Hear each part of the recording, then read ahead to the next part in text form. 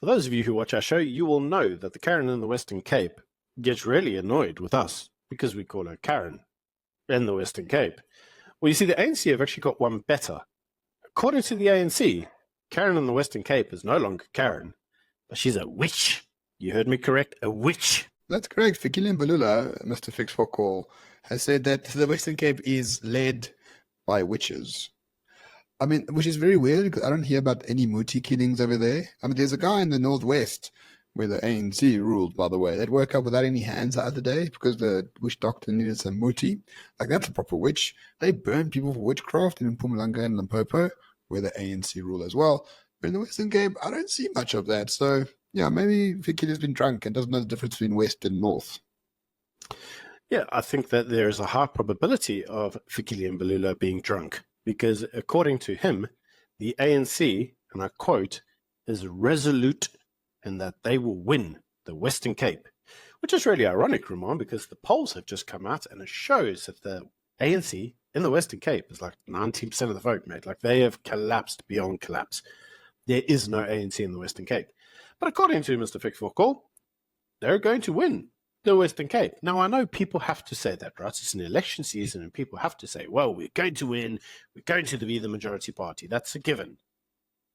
But I genuinely think he believes this. I don't think he actually thinks it's just being political. I genuinely think he believes that he's going to win the Western Cape. Well, I mean, the only polls that Fikile has seen is at the Grand, right, when he goes to see his boyfriends prance around there. He doesn't understand what polling is. And most importantly, how does Fikile Mbalula come to this resolute victory for the ANC? Because the Western Cape vote is fragmenting along racial lines. There's not enough Bantu voters for the ANC in the Western Cape. There's a lot of coloured voters who are voting for the DA and the PA. There are a lot of Afrikaners who are voting for the DA and the Freedom Front Plus. There's a lot of Anglos who think they're in Monaco, so they're voting for the DA because they don't know anything else.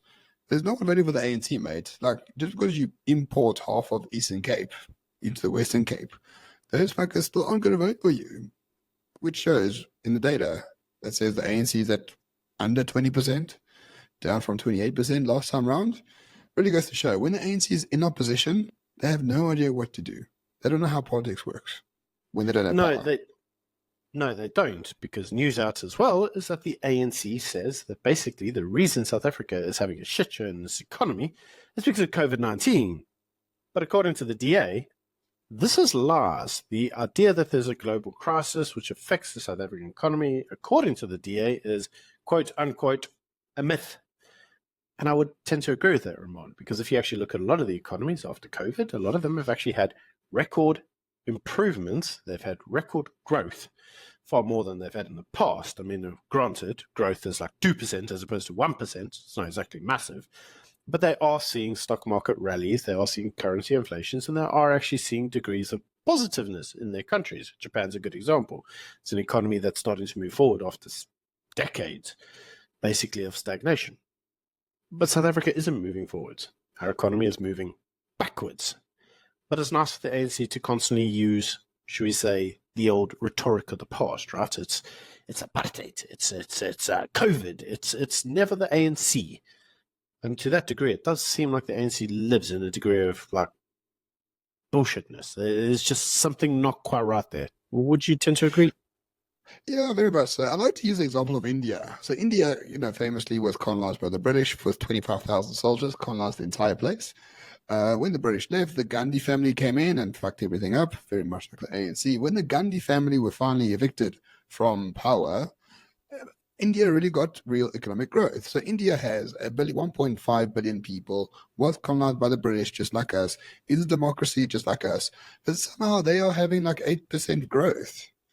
Like, why? Well, because they have a government who's not retarded. Like, it is that simple. Like, real Afghanistan is real everywhere, except in like India, who understand economic growth is vitally important to the future of a nation.